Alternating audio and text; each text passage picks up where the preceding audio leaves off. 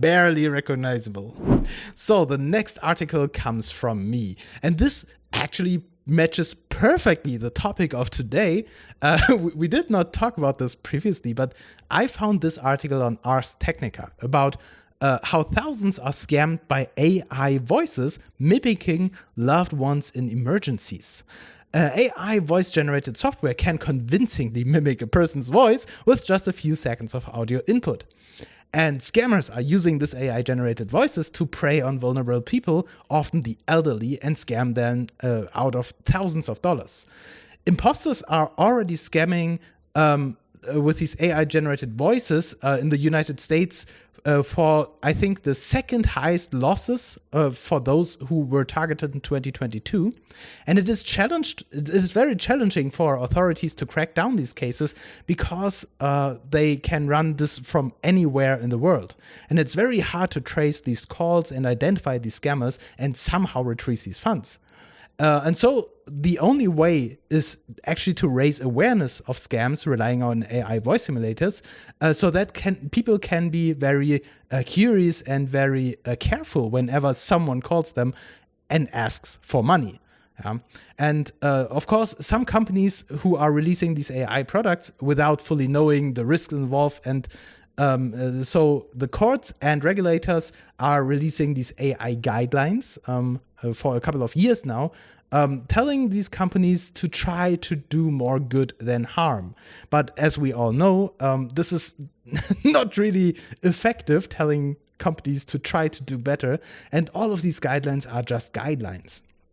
And so you might have heard my talk last year about ethical AI, where we talked exactly about these cases where all these companies are following these ethical AI guidelines, but in the end, it's not really binding. And on the other hand, it's really hard to control what consumers are doing with your software.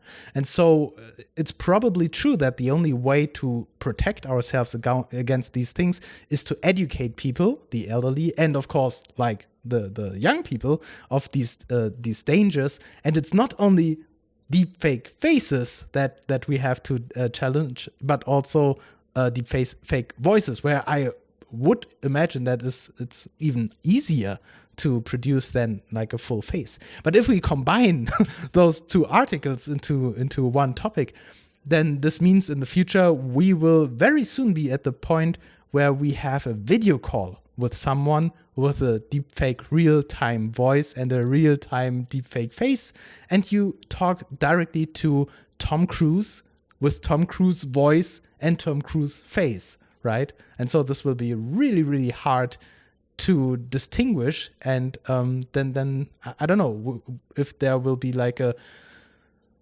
future watermark or something that is pinned to your IP address or something that proves that you are who you are, or something like a sophisticated AI detector or something.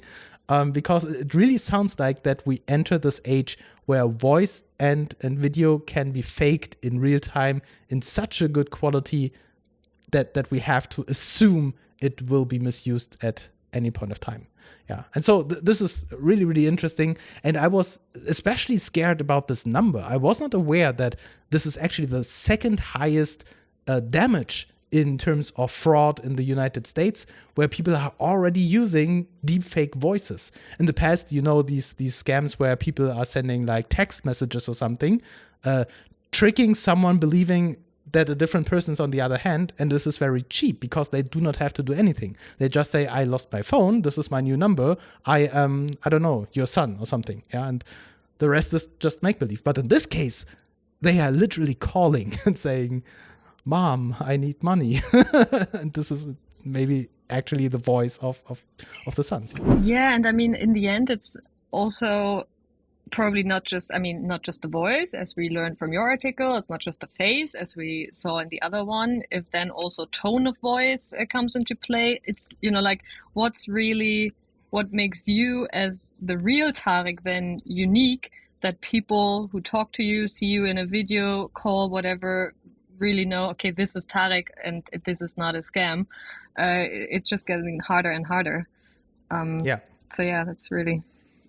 Yeah, and the one thing crazy. is, of course, in the past, or these general scammers, they try to find someone who falls for this trick. But if you really do this in a targeted way and you do some research and you have training material and maybe even you have the CV of this person and you know where he went to school, how many siblings this person has and these things. So you have like a good source material for knowledge, maybe even, maybe not the most private information, but enough to actually sound like this person. Yeah. So it will be very, very dangerous to be a celebrity where a lot of people know your private life. What I think would be very interesting is right now Google is working on, and I'm sure also a lot of other tech companies are working on distinguishing text that was AI created by text that was non-AI created and humanly created. And I'm pretty sure, or not sure, but it would be very interesting to see, and it will be interesting to see this development, if we will see that there is a certain detection of, say, an AI-created voice or an AI-created video feed that in the end goes out to you. So, for example, I can definitely see that, for example, this is a FaceTime feature this sounds like an Apple feature to me, where Apple is, this is really security, this is dangerous for security reasons, but FaceTime now detects if it's an AI call or something like that. I would be very interested to know where this is heading, because I'm pretty sure that in the end we will see something like this. I mean, it's a very basic, I mean, think of email, a much easier tool of communication. And there's, at one point, we have the spam filter. And when you look and you can train the spam filter and add sources and that kind of stuff. And I mean, spam filters sound easy, are very sophisticated by now. I think this is the next version of spam filter, because of course the spam gets more sophisticated and therefore our filters are getting more sophisticated. Right. Yeah, it sounds scary having a phone of the future in your hand and the phone has like green or red lights indicating the probability of the person being fake on the other hand, or on the other side. You're totally right. My spam filter sends like headers or something, notifications.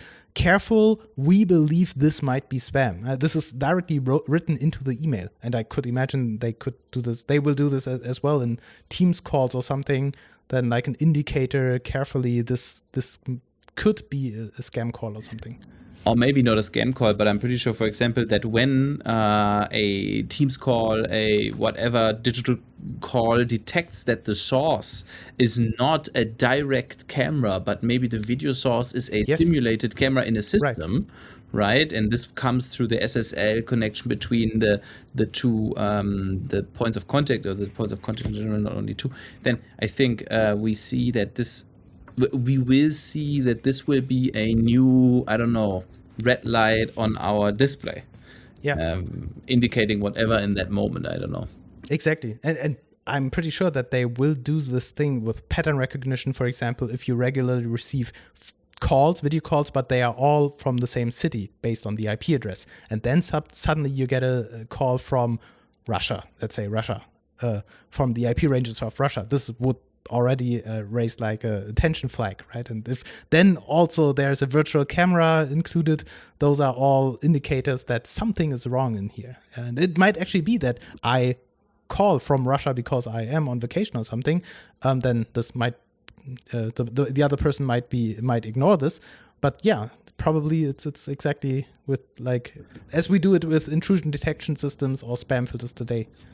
I know we're springing the time. We're really much going across the time frame right now. But imagine when we're looking at crowd data, the AI will be potentially able to understand this is this specific person because it was saved in your phone. Say, Tarek, you're saved in my phone as a contact. You're calling me. The AI understands exactly how you talk, and then it will realize that the talking pattern is different. It will light up that maybe this call might be fake. I mean, the possibilities are endless because, unfortunately, the dangers are endless there.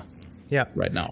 And this is, of course, a nightmare for privacy regulators, because in order to learn your real self, the phone or Microsoft or whoever needs to collect all of this data about you to be able to distinguish you from a fake you in the future. But for this, they have to collect all the sensible information that you actually don't want to give them.